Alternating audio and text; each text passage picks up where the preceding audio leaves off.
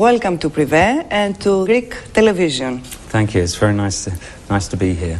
Πώς αισθάνεσαι που περισσότερο από 20 χρόνια παραμένουν τα τραγούδια σου πρώτα στις καρδιές μας? Oh, well, it's amazing. It's more than I could ever have hoped to achieve, really. To me, the songs have always been more important than anything else. My voice, definitely more important than the image. But to me, the length of time a song survives in society is its ultimate test. And the fact that these songs are still around and still being played on the radio is absolutely the greatest compliment I could be paid. Επιστρέφεις μετά από 8 ολόκληρα χρόνια με το άλμπουμ Patience. Η πρώτη μεγάλη εντύπωση που δημιουργείται στον κόσμο είναι αφενός το θέμα της επιστροφής σου, αφετέρου και το γεγονός ότι οι επόμενοι δίσκοι σου θα διατίθενται μέσω του ίντερνετ και τα έσοδα θα πηγαίνουν για φιλανθρωπικούς σκοπούς. Well, I think it's a way of reaching my audience without having to go through what to me is becoming, especially in Britain, is becoming a very cruel media. And I don't believe that my audience is cruel or wants to see me treated the way that I normally am. And I'd really like to thank them for 22 years of support by allowing them to download my future compositions for free on the internet. But the site itself will be an optional donation site. So you can have it for free, but it would be really nice if, as you download, you donate something to charity. The choice is up to the individual. Γιατί 8 χρόνια εκτός? Υπήρχε κάποιος σοβαρός λόγος, κάποιος σημαντικός? The biggest reason, in real truth, was a continuing depression after the death of my mother. And if I'm really honest, I don't think it was just the shock of her death, but it was the shock of her death so soon after having been through bereavement, because I lost my Brazilian partner before I lost my mother. And I think I lost my faith for the best part of 3 or 4 years. And to me, it's impossible to write without spirituality. And I basically had to wait for that to come back, however long it took, and I worked all through that period, but it's only really the last year that I've been really comfortable and working again. Να πάμε σε ένα σημαντικό περιστατικό, το οποίο πιστεύω ότι φαντάζομαι ότι σημάδεψε τη ζωή σου. Στο θέμα της σύλληψής σου στο Λος Άντζελες. Είχες πει ότι μετά από αυτό το περιστατικό αισθάνθηκες ότι απελευθερώνεσαι.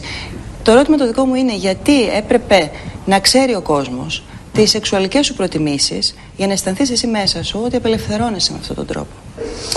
Well, yes, absolutely. I think if I had a choice from the age of about 22, 23, I would completely not have had to interact with the media, but it just doesn't work that way. And I think I would have felt absolutely fine with my life as it was, with just the people in my life, all the people in my life knowing exactly who I was. I would have been perfectly happy to keep my privacy, but it takes so much energy to keep your privacy in the modern media that it becomes a burden that you wouldn't otherwise worry about, Mm-hmm. So ultimately, I'd love to have my privacy, but if you can't be private, then you just might as well be honest, Είσαι ικανοποιημένος από αυτά που έχεις πάρει μέχρι τώρα στο θέμα της αγάπης? I think, like many people, I had to wait a long time in my adult life before I was ready for real love. I think we have love. We have love available to us the day that we're truly ready to be loved. And that can be when you're 16, it can be when you're 50. But I think like a lot of people who waited until late in their adult life, let's say later than most in their adult life, to find love, I appreciate it maybe in a way that I wouldn't have done if I'd found it when I was 16. Η σχέση σου με την μουσική ξεκίνησε σε πολύ μικρή ηλικία, στα 8 σου χρόνια, αν δεν απατώμε, από ένα τυχαίο περιστατικό, από ένα πέσιμο. Oh, it's a very strange story. It's really, it's tempting to think it has something to do with, you know, what you hear about left brain, right brain, you know, your imagination and your factual mind, whatever. But I fell, I had a very bad fall, cracked my head, and in the year after that, in the year and consequent to that accident, not only my interests but my abilities seemed to change. And whereas I was very interested in nature and biology, and I was a fairly good mathematician, and obsessively read books all the time. And then after the accident, within 2 weeks of the accident, I brought home a violin. Unfortunately, it was a violin. And within months was obsessed with music and had lost the ability to do any maths. And lost my interest in, you know, nature and bugs and insects and stuff. So really not my personality, but my interests and abilities changed drastically after that event. So I have to believe that it's possible I wouldn't have been a musician, you know. It's possible that flight of stairs has contributed to musical history. Αυτό που ίσως δεν ξέρουν οι περισσότεροι είναι ότι έγινες ένα superstar που ξεκίνησες πλένοντας πιάτα στο εστιατόριο του πατέρα σου, αν δεν κάνω λάθος, σωστά? Oh, that's one of many things I did, many jobs I did. But yes, my father regularly would have the entire family working in his restaurant on a Saturday night, when obviously as a teenager you want to be out doing other things. But my father's work ethic and confidence in the idea that you can really make your life what you want of it, I think that was very good influence in some ways. But I still missed part of my childhood, washing dishes. Τι άλλες δουλειές έκανες εκτός από αυτό? I was a door-to-door salesman for half a day. I was a labourer, you know, when you carry bricks. I was a labourer, believe it or not, for a couple of months. I was a DJ. I worked in stockrooms, lots of terrible jobs when I was very young. Στην Ελλάδα σε θεωρούν, όπως είπα και προηγουμένως, πολύ δικό τους άνθρωπο να γνωρίζεις ελληνικά στοιχεία πάνω σου. I think I recognize more than I particularly, apart from being hairy, more than I think I recognize Greek Cypriot traits, I recognize my father's traits, which are, and he's very much a Greek Cypriot, and the determination and self-belief, I think comes from my father, and comes also from being myself second-generation immigrant. And the honest truth is the average Greek Cypriot is a lot more hard-working than the average British man, I have to say. I'd get in a lot of trouble back there for saying that. But, you know, my father's family were all an example of very hard work, and they worked their way into the middle class, you know. So that was my example, really. That was I saw as my example. So those are very Greek characteristics, I think. Κλείνοντας αυτή τη συνέντευξη, θέλω να μου πεις, αφενός γιατί ο τίτλος του άλμπουμ είναι Patience, υπομονή για ποιο πράγμα, και αφετέρου για το τραγούδι που έχεις αφιερώσει στον θείο σου, εκεί λες τη μητέρα σου που έχεις χάσει να του πει κάποια πράγματα, στο θείο σου που έχει αυτοκτονήσει. Τι ακριβώς συμβαίνει με αυτό το τραγούδι? Well, firstly, the album is called Patience for two reasons. I think patience is the most important word in our vocabulary now, because I think if we are going to avoid disaster, we need to slow down and talk and think and be patient in order to resolve the problems we have right now. Obviously, you know, there are complications to that because terrorism has to be dealt with, but there are other issues than terrorism that I think are not being discussed properly, and I think the world wants a real discussion. But patience is vital. And the other reason is just because my poor fans had to wait so long for this record, and I understand that they've been very patient, so that's the other reason. And my mother had a brother. The changes I'm talking about are simply about the fact that I'm living in the year 2004, openly and very happily with my partner Kenny, that depending on where you are born or are lucky enough to live on this planet, in many parts of the planet, it's a much, much better time than it could ever have been in previous history to be a gay man, and that the problems that he must have had as a man in the 50s, at least in my society, are behind us now. Studios. This is the place where you just finished your album, didn't you? Yeah, this is the place. I've lived within these walls for about a year now. It was the last year, but it's all been very good. This has been the studio where the majority of the album was made. Yeah. I really appreciate the fact that you take the time for us, because this is not your favorite part of the profession you have, is it?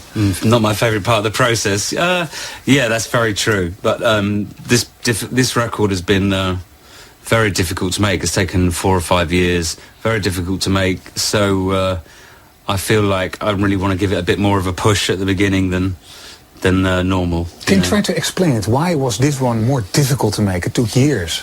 I think it was simply because for a period of time I lost my ability to write songs, and that was I kept working. I was working the whole time trying to write the songs, but my confidence was gone. I think after my mother died, to some degree, my spirituality left me for a while. So that was the difficult thing to get back. And of course I would get depressed because I couldn't work, and then I couldn't work because I was depressed, and it just went round and round.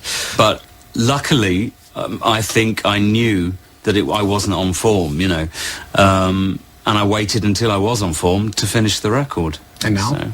And now the baby is born. Absolutely. Actually, this album, the last year of making this album, since I actually got the ability back, the last year has been the easiest. It's been the easiest writing since probably Wham. How was your first, because I heard this fantastic story, your first appearance in Top of the Pops, the big program, we have it in Holland as well, and you felt like a star. Well, when I first went on to Top of the Pops? Yeah. I don't remember feeling like a star. I had been watching the show since I was a child. When you see early Wham performances, especially me, they're a little bit hysterical, but you can tell there's a kind of excitement at having the chance to do it. But the next day after the broadcast, you were walking down the street and you were thinking, well, I thought people would recognize me, yes, and they didn't. No, they didn't. If you go back to the 80s, to the Wham period, was it a wild time? Wild? Yes, I mean, fairly. Out, using drugs. Well, actually, Wham wasn't drugs. There was lots of sex, but wasn't drugs. Neither of us were into it, actually, and it was really kind of unfashionable in the early 80s. Really early 80s. It was seen as kind of losers thing, and something from the past. So no drugs, but sex. Lots of sex. Lots of girls then. In those days. Not much rock and roll. Wham wasn't that much rock and roll, really, was it? Yeah, but plenty of sex and plenty of fun, but no drugs. But the drugs came afterwards. I understood that you and Andrew shared girls as well? No. Who told you that? I read it, Mr. George Michael. Who told you that? No, never. Joking. joking. I wouldn't share a bird with Andrew. Because you were bisexual at those days. Well, I think obviously I was. I think I am what I am, which is gay. But at the time, I thought I was bisexual, and I was definitely behaving like a bisexual. But no, we never used to share them. I stole 2 or 3 off of Andrew, not by anything that I did, but just because they decided to go from the guitarist to the singer. You know what I mean? I go through some things in the 90s in your life that had a huge impact in your life. In the beginning, you met Anselmo. The beginning of the 90s. Who's that? Who's Anselmo? Because Anselmo we just have was, pictures of them actually. Anselmo was a Brazilian designer who I met when I was over there playing for Rock in Rio. Big concert. Yeah, that big concert. And he came and lived with me in Los Angeles. Incredible man. And actually was the first man that I'd ever tried to live with, you know. And I was very much in love, but unfortunately he was HIV positive at a point in time when it was basically almost a death sentence, you know. And I found out within 6 months of us living together that he was HIV positive, and he died about 2 years later. I mean, it was incredibly sad and incredibly difficult. But in the 2 years that I was with him, and I suppose the couple of years after he died, I learnt so much. It taught me so much about myself, and it taught me so much about love and sharing, you know.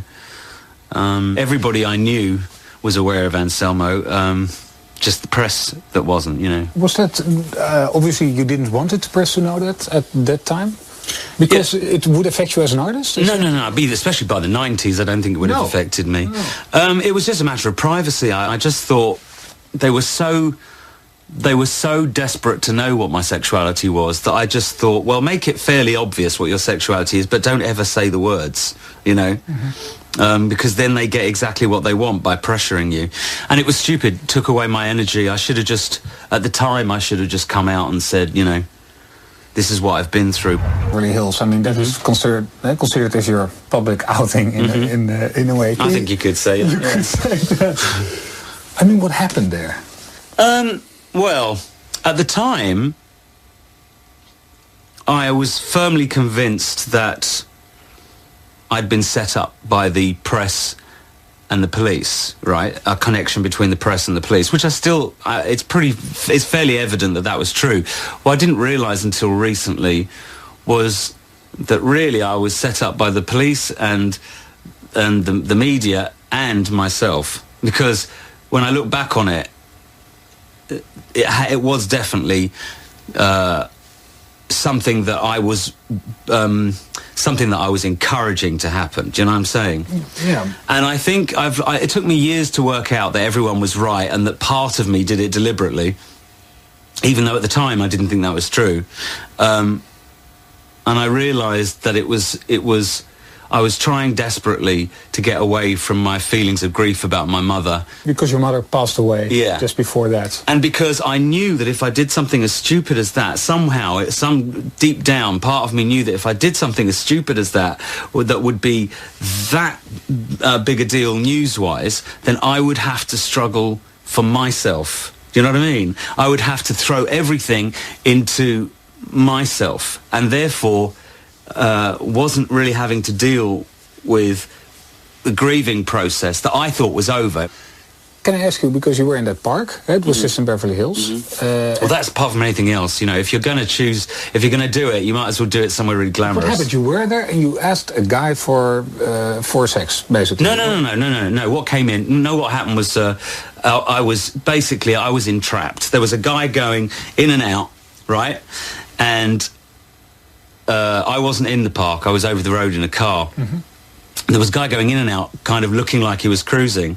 And I went in on my own, and he came in almost directly after me. In that little house over there? Yeah. Okay. And well, the rest of it is history, really. So you wanted it. That's your explanation, looking back. I think I wanted desperately to be...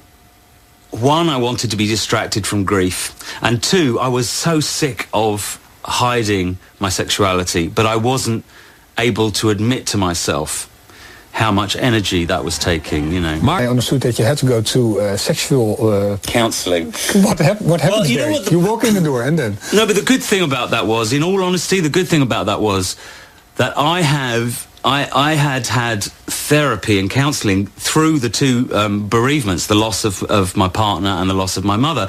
And I'd done loads of work on my sexuality with my actual, my doctor. But the truth was, I had never talked to him about that part of, you know, the whole cruising thing. Not because I was ashamed of any of the sex, but because I was ashamed of the desire to put myself in that danger. You know what I mean? The stupidity of it. I was ashamed of that stupidity. And, yeah, I did. I had to do sexual counselling. 6 hours. 6 hours and your sexuality is changed forever. Okay, I'd like to ask about her, because I understand you have a very special bond with her. Can you elaborate on that? I mean... well, I think it's like any... there's a special relationship between most mothers and sons, I think, and... Did she know you were gay? Oh, yeah, I think so. I think so. She gave me a few hints when I was a teenager that it would be kind of okay for me to talk about it, I think. Because I think mothers know much more aware of that kind of thing than fathers. Fathers, as long as you've had a few girlfriends, they just put it to the back of their mind. It doesn't even occur to them, you know. But mothers know you that much better. I'm very open with the press, and quite often, especially recently, people, I think, are a little surprised at how open I am with them. Then again, there are lots of times that you don't do any interviews, right? Oh, yeah. I don't do interviews because I don't like the media attention that comes with it. But if I'm going to do interviews, I'm still going to be very honest, you know. You can be private to a certain degree, but I think maybe because when I was younger, I had to think about what I said because of my sexuality. Maybe because through all those years of being careful, now that I don't have to be, I'm not careful at all. How is it to be George Michael? How is it? Yes. Well, at the moment, it's great. What's your state of mind at the moment? It's fantastic. At the moment, I've got an album I'm really proud of, a boyfriend I'm really proud of. You have to tell me about him. Kenny. Okay. You're together for quite some years now? This will be 8 years this year, yeah. It's 8 years. What does he do? I mean, does he work as well? Or? He has his own job. He's over in the States at the moment working. And he has his own job working in a sports company in America. But we see each other all the time, basically. We're very rarely away from each other now. But he's not really into your musical side, is that true? Well, he's become more... since he's been with me, he's become much more interested in charts and stuff like that, because he's really interested in sales, you know. But the creative part, he's not a very musical man, but he has a little bit more of a clue than when he met me. He has to be with George Michael. Bit, yeah. Where do you live? Here in London? Here in London, yeah. I love London. People in London think that I live in America because I'm never on the television, and they don't see me being, snapped out and about in London, because I do live a relatively reclusive life for somebody like me. So whenever I see people in England, they say, "Oh, well, how long are you here for?" And I'm like, "Well, I live here. When you say I live a reclusive life, how should I imagine that? You're a lot of time at home? Well, I'm a lot of the time at home, but also it means not going into the West End when I want to go to restaurants. It means not going to clubs. Luckily, I'm old enough I don't miss any of that, really. The main thing is staying out of the way of the paparazzi, really. Where will you be in 10 years from now? If I was being an idealist, I would say I would hope that in 10 years' time, I'm still making music, I'm still living with the man I love, and the media will have seen the error of its ways and will suddenly start treating people with dignity and respect. There you go. Never going to happen, but you can always hope. Thank you very much for your time. Thank you very much. Nice to meet you. とても羨ましいです。He's very envious. Oh, really? Yes, because I'm gay. Oh, okay. Because you can see my partner over パ here. ートナー今いますね。ケニーさんおめでです。とうございます。Congratulations. You should be envious. He's a very good-looking man.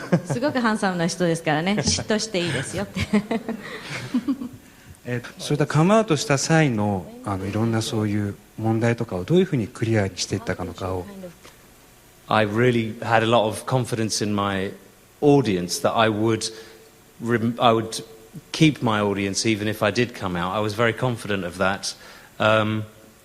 And I think actually that there's no question if I had come out much earlier in my career, the shape of my career would have been very different. I don't know whether it would have been better or worse, but I'm very glad that it doesn't seem to be important now, you know, for me anyway, at least. 私はずっとかなり、いつも自分のファン、自分の、観客には自信があったんですね。カミングアウトしても彼らは残ってくれると、私についていてくれるというような気がしていました。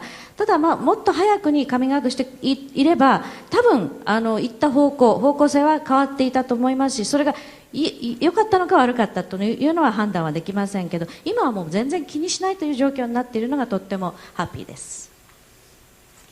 はい、ありがとうございました。さあ続いてその撮影の過程とかはいかがでしたか。また It was a difficult process because part of it was very enjoyable. Being nostalgic about Wham was very enjoyable. Doing the interview with Andrew was very enjoyable. The stuff that happens in the second half of the movie, the difficult stuff, that had quite a profound effect on me.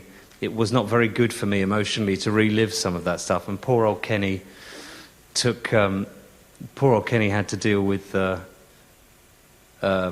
my moods, put it that way. 最初の方のワム時代、特にアンドルーと一緒の話っていうのはとっても楽しく撮影ができたんです。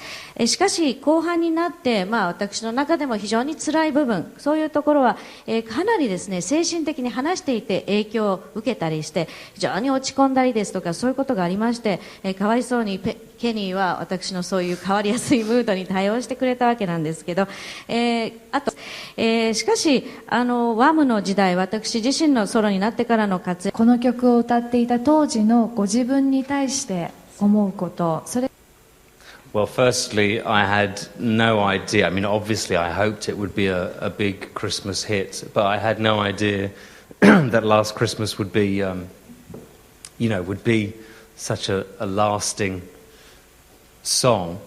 When I hear it, I can never believe how young I sound, really. It sounds like a little girl singing. 本当にですね、このクリスマス、ラストクリスマス書いた時にはこんなに長続きするヒットになるというのは、考えてもみませんでした。夢にも持っていませんでした。